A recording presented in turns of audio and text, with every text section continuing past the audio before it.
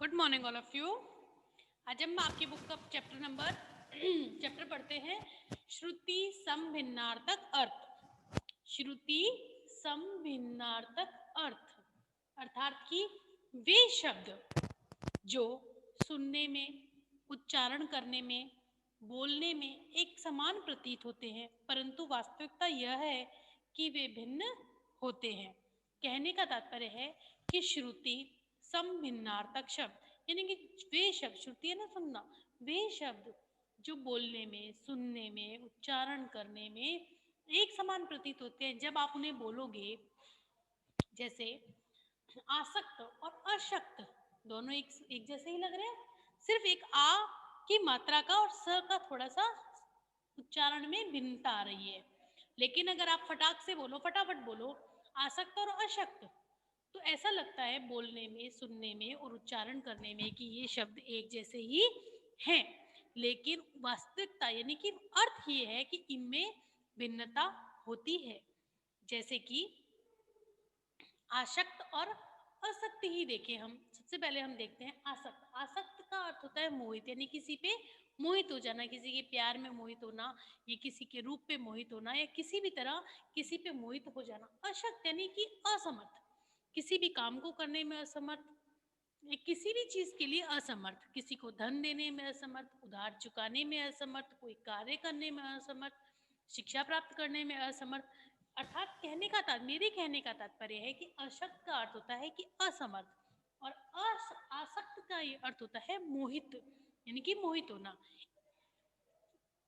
आप ये समझ सकते हैं कि कुछ ऐसे शब्द होते हैं जो सुनने में, उच्चारण करने में या बोलने में एक समान प्रतीत होते हैं, परंतु वास्तविकता यह होती है कि वे भिन्न होते हैं। और उदाहरण देखते हैं हम, जैसे अनल और अनिल।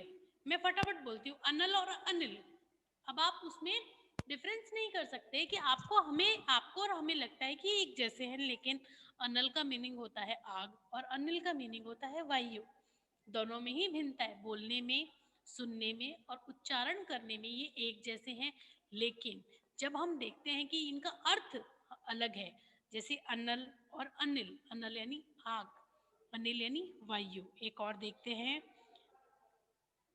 अभिराम। अभिराम यानी सुंदर, अविराम यानी लगातार। अभिराम यानी सुंदर, अविराम यानी लगातार। चिर यानी कि देर, चीर यानी वस्त्र। जलद यानी मेघ, जलज यानी कमल। पथ यानी मार्ग, पथ्य यानी मार्ग में खाया जाने वाला उपयुक्त आहार। परिणाम यानी फल, परिमाण यानी मात्रा। जब हमने पहले भी ग्रामर पढ़ी थी परिणाम वाचक या परिणाम वाचक, तो देखो परिणाम और परिमाण यानी परिणाम का अर्थ होता है फल और परिमाण यानी मात्रा। फूल यानी जड़, मूल यानी जड़, मूल्य यानी कीमत। सूत यानी धागा, सूत यानी पुत्र। बहुत सारे ऐसे शब्द हैं जो देखने में एक जैसे लगते हैं, बोलने में भी एक जैसे लगेंगे, उच्चारण करने में भी एक जैसे लगेंगे, लेकिन उनका अर्थ भिन्न होता है। परिहार यानी त्याग, प्रहार यानी किसी पर आक्रमण करना, सूर्य यानी अंधा, सूर्य यानी देवता। सिर्फ ऊ की मात्रा का डिफरेंस है। सूर्य यानी अंधा, सूरदास, और सूर्य यानी देवता।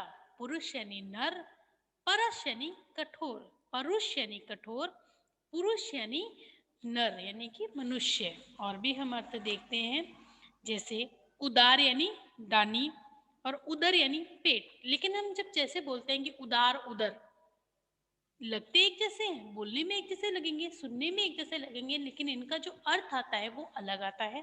जैसे उदार यानी दानी, उदर यानी पेट। क्षति और क्षिति, क्षति यानी हानि, क्षिति यानी पृथ्वी। आतप यानी धूप, आपत्ति यानी संकट। आतप यानी धूप, आपत्ति यानी संकट। वैसे ही चरण यानी पेट, चारण यानी भाट। नियत यानी निश्चित, नियत यानी इच्छा।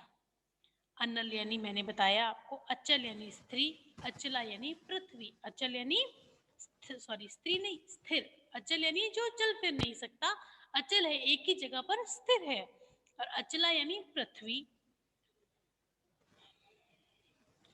पथ्य यानी मार्ग, पथ्य यानी पथ यानी मार्ग, पथ्य यानी उपयुक्त आहार। जो हम वैसे पथ्य कहा किसे जाता है, जब राहगीर रास्ते में खाने के लिए जो भोजन लेता है। पुरुष यानी नर, परश यानी कठोर।